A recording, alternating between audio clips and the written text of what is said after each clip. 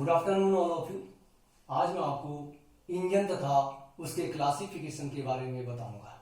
तो सबसे पहले देखते हैं इंजन किसे कहते हैं।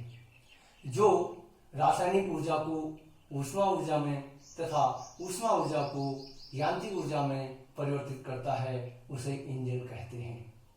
या वाहन का वह भाग जो पावर जनरेट करता है इंजन कहलाता है।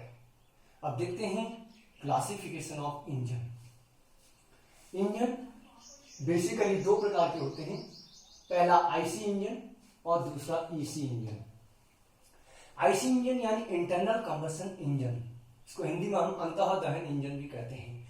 ऐसे इंजन जिसमें ईंधन इंजन के अंदर कंबशन चैम्बर में जलाया जाता है आईसी इंजन कहलाते हैं।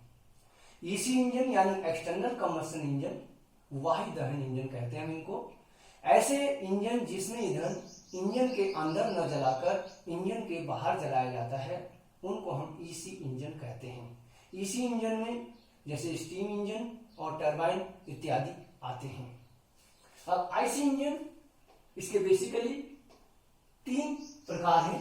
पहला है पेट्रोल इंजन। पेट्रोल इंजन यानी ऐसे इंजन जिसमें हम फ्यूल के रूप में पेट्रोल प्रयोग करते हैं। नंबर नेक्स्ट है डीजल इंजन, ऐसे इंजन जिसमें हम फ्यूल के रूप में डीजल का प्रयोग करते हैं। और तीसरा है गैसोलीन इंजन, यानी ऐसे इंजन जिसमें हम फ्यूल के रूप में सीएनजी या एलपीजी का प्रयोग करते हैं, गैसोलीन इंजन कहलाते हैं। पेट्रोल इंजन का एक नाम और है एसआई इंजन, यानी इसको हम बोलते हैं स्पार्क इग्निशन इंजन। ऐसे इंजन जिसमें ईंधन को जलाने के लिए एक बैटरी इग्निशन सिस्टम का प्रयोग किया जाता है। इसमें बैटरी, इग्निशन कॉइल, डिस्ट्रीब्यूटर तथा वहां से करंट जो है स्पार्क प्लग के थ्रू चार्ज को आग लगाने के लिए प्रयोग किया जाता है।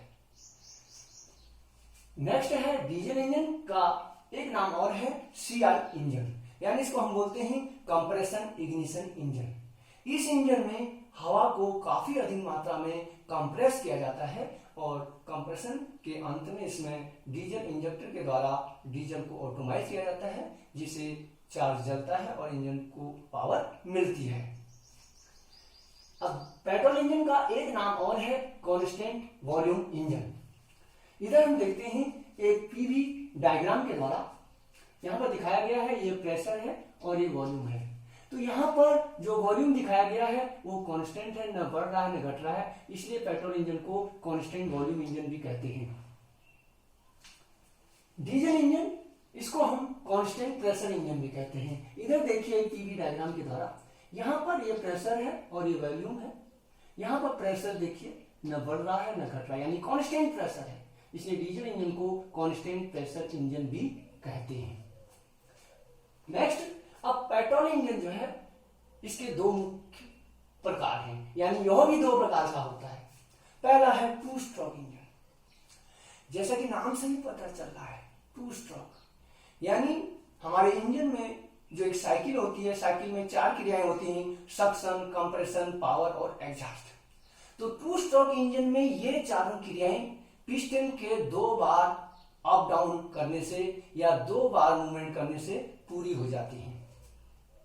इसमें क्या होता है टू स्ट्रोक इंजन में, जब पिस्टन बीडीसी से टीडीसी की ओर चलता है, यानी अपवर्ड स्ट्रोक कहते हैं इसमें दो क्रियाएं हो जाती हैं, सक्शन भी और कंप्रेशन भी। पिस्टन फिर टीडीसी से बीडीसी की ओर मूव करता है, यानी डाउनवर्ड स्ट्रोक, इसमें भी दो क्रियाएं होती हैं, पावर और एग्जॉस्ट। या ये कहें कि टू स्ट्रोक इंजन में क्रैंकशाफ्ट के एक चक्कर में इंजन को एक पावर मिलती है। या ये भी कह सकते हैं कि टू स्ट्रोक इंजन में क्रैंकशाफ्ट के 360 डिग्री पर एक पावर स्ट्रोक होती है।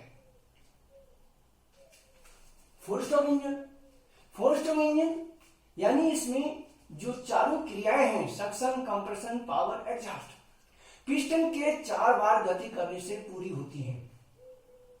या पिस्टन के 4 स्ट्रोक में इंजन को एक पावर स्ट्रोक मिलती है। या ये कह सकते हैं कि क्रैंकशाफ्ट के 2 चक्कर में या क्रैंकशाफ्ट के 720 डिग्री में इंजन को एक पावर मिलती है। इसके अलावा जो डीजल इंजन है यह भी दो प्रकार का होता है, टू स्ट्रोक इंजन और four stroke engine. Two stroke engine, four stroke engine same है, थोड़ा सा पेट्रोल इंजन और डीजल इंजन में अंतर है।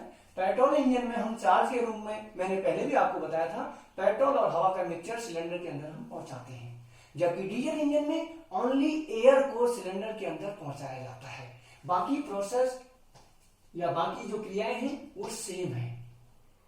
इसके अलावा भी इंजन कई प्रकार के होते हैं। देखते हैं सिलेंडर अरेंजमेंट के अनुसार। सिलेंडर अरेंजमेंट का मतलब है जो हमारे इंजन में सिलेंडर की व्यवस्था है वो कैसी है।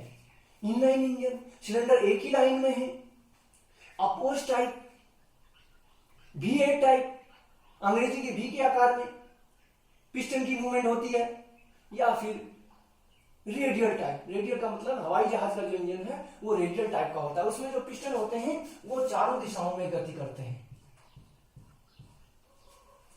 और जो अपोज टाइप इंजन होता है वो शिप में प्रयोग किया जाता है। ये हो गया सिलेंडर की अरेंजमेंट। नेक्स्ट है वाल्व अरेंजमेंट। हमारे इंजन में जो वाल्व की फिटिंग है वो कैसे की गई है, या इसको सिलेंडर हेड की बनावट भी कहते हैं। I head, H head, F head, L head, T head, कौन सा हेड प्रयोग कर रहे हैं। यानी इंजन में मैंने बताया था पहले में आपको कि दो प्रकार के हम वाल्व प्रयोग करते हैं, एक इनलेट वाल्व और एक एग्जॉस्ट वाल्व। तो ये दोनों प्रकार के जो वाल्व हैं ये सिलेंडर हेड में फिट हैं। सिलेंडर हेड में एक किनारे फिट है, एक साइड में फिट है, या एक तरफ इनलेट वाल्व है, एक तरफ एग्जॉस्ट वाल्व है, या एक वाल्व सिलेंडर हेड में, एक वाल्व सिलेंडर ब्लॉक में, या दोनों वाल्व सिलेंडर ब्लॉक में। इस प्रकार से सिलेंडर की अरेंजमेंट होती है, इसको हम बोलते हैं वाल्व अरेंजमेंट। इस हिसाब से इंजन का वर्गीकरण होता है। नेक्स्ट है नंबर ऑफ सिलेंडर, यानी सिंगल सिलेंडर इंजन है, डबल सिलेंडर इंजन है, ट्रिपल सिलेंडर इंजन है, फोर सिलेंडर इंजन है, सिक्स सिलेंडर इंजन है, यानी मल्टी सिलेंडर इंजन। कितने भी प्रकार के इंजन हो सकते हैं। नेक्स्ट है application, according to application. Application के हिसाब से हमारे इंजन दो प्रकार के होते हैं। पहला है constant speed engine. Constant speed engine यानी ऐसे इंजन जिनकी स्पीड जो होती है एक फिक्स रहती है या स्थिर रहती है, जैसे कि जनरेटर वगैरह होते हैं। और वेरिएबल स्पीड इंजन ऐसे इंजन जिनकी स्पीड घटाई बढ़ाई जा सकती है या कम ज्यादा होती है, जो हमारे ऑटोमोबाइल में हम प्रयोग करते हैं। फिर है कूलिंग सिस्टम के अनुसार। कूलिंग सिस्टम के अनुसार भी इंजन दो प्रकार के होते हैं, वाटर कूल्ड इंजन या एयर कूल्ड इंजन। इंजन को पानी के द्वारा ठंडा किया जा रहा है या सीधे हवा से ठंडा किया जा रहा है। नेक्स्ट है ड्राइव के अनुसार, यानी इंजन फ्रंट व्हील ड्राइव है या रियर व्हील ड्राइव है, या इसको हम टू व्हील ड्राइव या फोर व्हील ड्राइव। इस प्रकार से इंजन का क्लासिफिकेशन किया जाता है। तो मुझे उम्मीद है कि आपको इंजन और इंजन के क्लासिफिकेशन के बारे में जानकारी हो गई होगी। आज के लिए इतना ही। थैंक्स।